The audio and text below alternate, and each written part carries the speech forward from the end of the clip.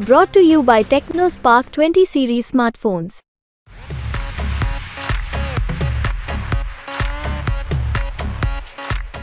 साथियों, ये लोग गर्व करते हैं, इनको बहुत अच्छा लगता है जब इनको लोग बोलते हैं कि ये बुलडोजर की सरकार है। अरे मूर्खों को पूछो कि अगर बुलडोजर की सरकार से चीजें टूटती हैं तो तुम्हें वहां सत्ता में बिठाने का काम इस जनता ने जो किया था, यहाँ पे इस प्रदेश को बनाने के लिए किया था, ना कि तोड़ने के लिए। इन लोगों में इतनी भी समझ नहीं कि बुलडोजर का सरकार का किताब लेके गर्व की बात नहीं, ये शर्मिंदगी की बात है। प्रधानमंत्री जी के साथ साथ भाजपा के सभी बड़े छोटे नेता ये लाइन बहुत बखूबी रट के आप सबके बीच में बोलते हैं कि आज बीजेपी की सरकार ने 80 करोड़ से ज्यादा देशवासियों को मुफ्त में राशन देने की स्कीम चलाई है।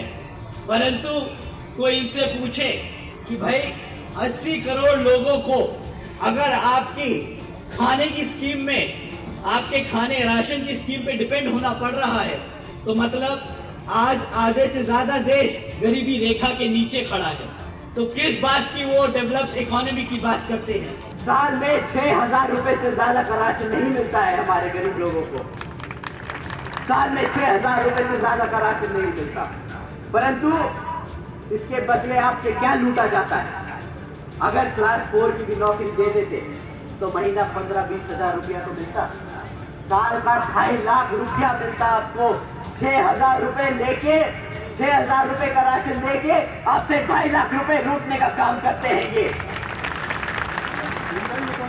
साथियों। इसका गुजरात मॉडल अगर यही कहता है तो नहीं चाहिए हमें गुजरात का मॉडल, नहीं चाहिए हमें ऐसा फ्री का राशन। हमें अपने पैरों पर खड़े होने का अवसर चाहिए। चुनाव प्रचार के 3 दिन, 3 रैलियां और आकाश आनंद का ताबड़तोड़ हमला। आकाश आनंद न योगी सरकार को छोड़ते हैं, न मोदी सरकार को, न बुलडोजर को बख्शते हैं, न ही फ्री राशन को। आकाश हमले करते जाते हैं, बीजेपी की बखिया उधेड़ते जाते हैं।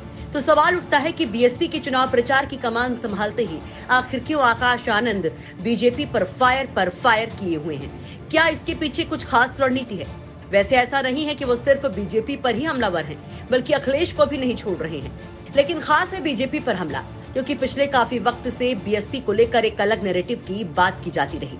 उसे विरोधी बीजेपी की बी टीम बताते रहे हैं। वहीं कई मामलों पर मायावती की चुप्पी, तो कई मामलों पर बीजेपी से ज्यादा सपा कांग्रेस पर हमले पर भी कहा जाता रहा कि मायावती जानबूझकर बीजेपी पर ज्यादा आक्रामक नहीं है। यहाँ तक कि 2022 विधानसभा चुनाव के बाद हुए कई उपचुनावों में बीएसपी की कैंडिडेट न उतारने को भी बीजेपी को सियासी सहूलियत के तौर पर मायावती के विरोधियों ने प्रेजेंट किया। तो कहीं कैंडिडेट उतारने से सपा का खेल खराब कर बीजेपी को फायदा पहुंचाने का आरोप भी लगाया। खुद अखिलेश यादव भी कई मौकों पर बीएसपी को बीजेपी की बी टीम बता चुके हैं। और इन दिनों तो सोशल मीडिया से लेकर सियासी गलियारों में इसको लेकर चर्चाएं और भी तेज थी, क्योंकि बीएसपी की ओर से चुनाव प्रचार को लेकर मामला एकदम ठंडा पड़ा था। मायावती की खामोशी पर सवाल उठाए जा रहे थे। तो सवाल उठने लगे कि सूबे में हाशिए पर पहुंच चुकी बसपा का आखिर स्टैंड क्या है? क्या वाकई वो अपनी चुप्पी से बीजेपी को बड़ा फायदा पहुंचा जाएगी? तभी नगीना से मायावती के भतीजे और उनके सियासी उत्तराधिकारी बीएसपी के नेशनल कोऑर्डिनेटर आकाश आनंद चुनावी आगाज करते हैं तो सबसे ज्यादा बीजेपी को हिट करते हैं और बैक टू बैक इसे गाजियाबाद, बरेली में भी जारी रखते हैं। तो कहा जाता है कि तमाम कवायद है बीएसपी पर बीजेपी की बी टीम के ठप्पे को हटाने की, ये संदेश देने की कि नई बसपा का तरीका नया होगा। बीजेपी से पंगा हर मौके, हर मुद्दे पर होगा। सवाल ये है कि क्या आकाश की कोशिश बसपा के नए अवतार की है या कांशीराम वाली बीएसपी को फिर से जीवंत करने की, जो पिछले करीब 2 दशकों से धूमिल सी हो गई थी? क्या इससे बीजेपी की मुश्किलें बढ़ेंगी या फिर अब ये बसपा के लिए सबसे जरूरी है खुद के आधार को बचाए रखने के लिए? क्योंकि माना जाता है कि बी टीम के नैरेटिव से भी बसपा को काफी जेंट लगा है। पिछले कुछ चुनाव में बसपा के वोट बैंक में बीजेपी ने सेंधमारी की और इसके पीछे वजह बताई गई फ्री राशन को, लाभार्थी वर्ग को। तो सपा भी इसमें डटी है।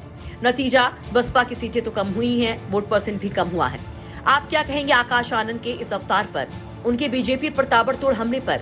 क्या इससे बीएसपी को बड़ा फायदा होगा? कमेंट बॉक्स में अपनी राय जरूर रखिए। ब्यूरो रिपोर्ट, यूपी तक।